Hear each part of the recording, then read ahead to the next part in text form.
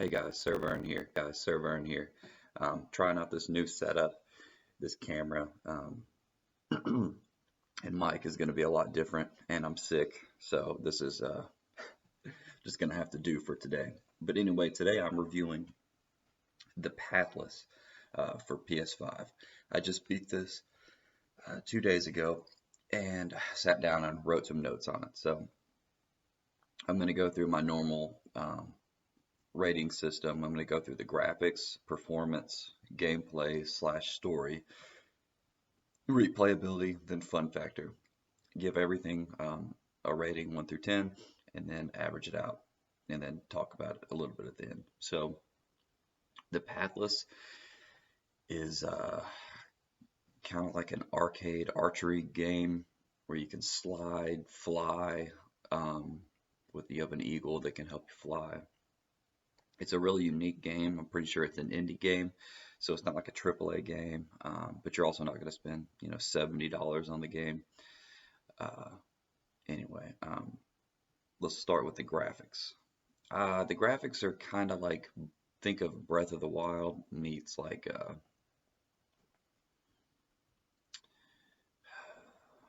it's not as bad as Breath of the Wild. To me, doesn't look that great, but it's kind of like a more cartoony graphic style. The graphics are good. I mean, there's nothing wrong with them. They're just different. They're sharp. They're Breath of the Wild but sharper. So I gave the graphics an 8. Nothing wrong with them, but they are also not like spectacular. You're not gonna, be like, whoa. I did take some screenshots because the colors are beautiful. The color palette they use is really neat and artistic. So it's cool. It's just not realistic. So graphics are good. 8. Uh, Performance I gave the highest rating to. I never had one issue with it, and that's saying a lot for me lately. I've played like Battlefield 2042, Nightmare, Iron Harvest, Nightmare, crashing all the time. This game probably took me, 15 hours to beat, and I didn't 100% it, so it took me 15 hours to beat, and never had one issue. It ran flawlessly. Pretty sure it runs at 60 frames a second. I'm not sure if it's in 4K. I'm pretty sure it is though, because it's a native PS5 game. It looks good, and like I said, the performance is spot on. No issues there. So performance, I give it 9.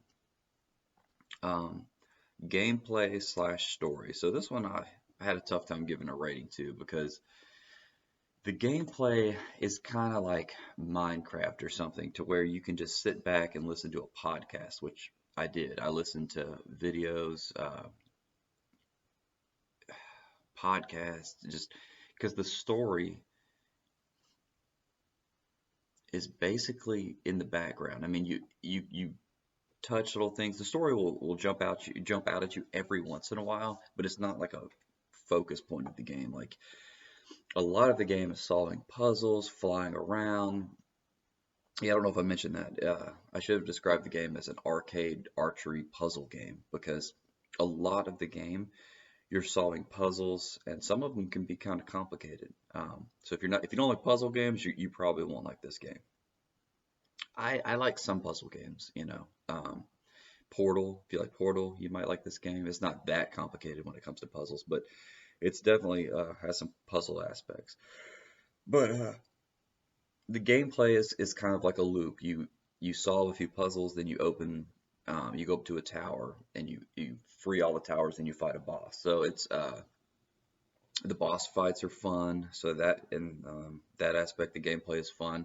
The story, though, you'll see a lot of like dead characters, and you go and like talk to their spirit and get some background on the story. But I guess you can figure out as much of the story as you want to. It's there if you want it.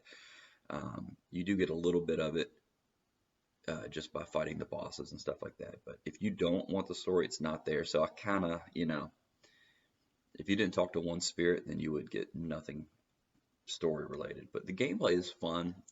It's fun to fly around with that eagle. But I mean, that might get old for some people. It's cool at first, and then you're flying around and you see something way across the map you got to go fly to, and you're like, oh my gosh, that's a long way out there. So, I gave it a 7.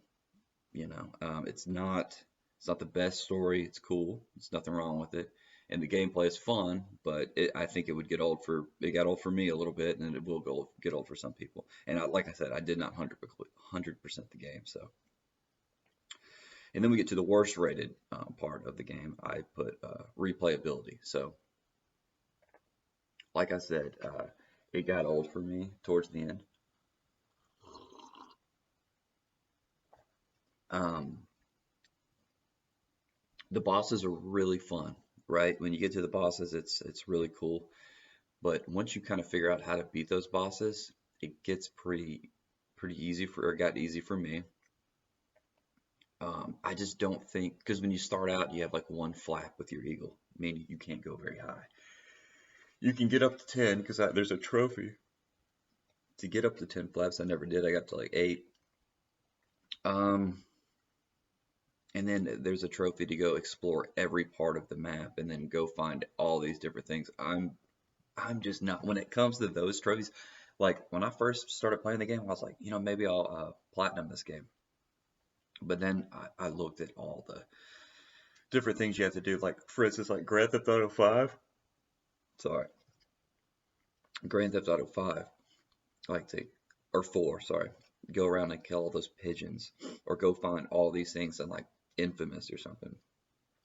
Man, that I don't know if I'm willing to put in the time to just like if it's a skill-based trophy, I might be up for that. But if it's just trying to like search and find little hidden things throughout the world, probably not going to invest my time into that. Maybe if I love the game, I might, but I don't know. Anyway, replayability. If you're into collectibles, that kind of thing, but it's a pretty big world. You'd have to fly around and explore every nook and cranny. So I don't know. For me, the replayability is the worst. It's a 6. So I would not. There's no way I would go back and find all the collectibles because at this point I've already beat the story, and I don't think I would go back. Sorry, I'm launching my calculator. I didn't add them up. But anyway, so let's see. We got graphics. We gave an 8. Performance. We gave a 9. Gameplay / story. We gave a 7. Replayability. We gave a 6. And then fun factor, we gave a 7. So that equals 37. Divide that by 5. So I give the Pathless for PS5 a 7.4 out of 10. And that's respectable. It was a fun indie game. Don't take that to mean I didn't like the game, because I did. I enjoyed it. It wasn't my favorite game I've ever played, but would I recommend it? Sure, for $30 or whatever it costs. Yeah, it's a fun game. But like when you compare it to like Ratchet and Clank or something, it just, to me it doesn't compare. Ratchet and Clank has so much more um, graphic fidelity. I prefer the shooting aspect of Ratchet and Clank. This one, you have the bow and arrows, but really all you're doing is shooting these orbs that give you more power to run faster and launch yourself higher, and it's fun. But it's almost like a there's not much to it. You have an arrow and you shoot things and you solve puzzles and you fight a boss. You have an arrow, you shoot things, you solve a puzzle, you fight a boss, and just loop it over. Fun game. Nothing wrong with it, but it's not going to win any awards, I don't think. But I mean, it deserves to be like maybe in the indie category. Best indie game, sure, they could win that. But of course, you can't put a game with teams of people building it against an indie game. So just to conclude, I have notes. I wrote fun at times, meaning some of the puzzles when you finally complete one of those difficult puzzles, and that's exciting. And then fighting bosses was a highlight. Man, those are cool. Especially the early on bosses. When you kind of didn't know what to expect. Um, it neat. It's a fun game at times. And then I wrote relaxing. Because one thing I love about some games, like not all, some games you have to pay attention to. You know, if you're playing like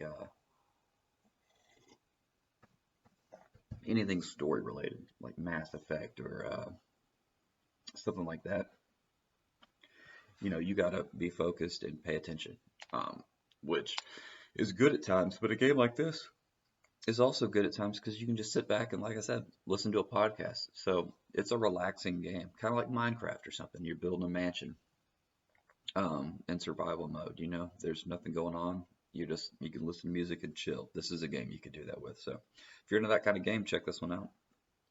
Um, I put the story just okay. You know, it has a story, and there's nothing wrong with it. Um, but there's nothing spectacular, you know. So, um, and then just fun overall. I don't regret it. So I had a good time with the game overall.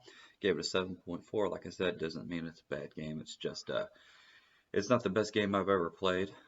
I've yet to find something that beats Lord of the Rings Battle for Middle Earth 2. So anyway, thanks for stopping by. See you guys later.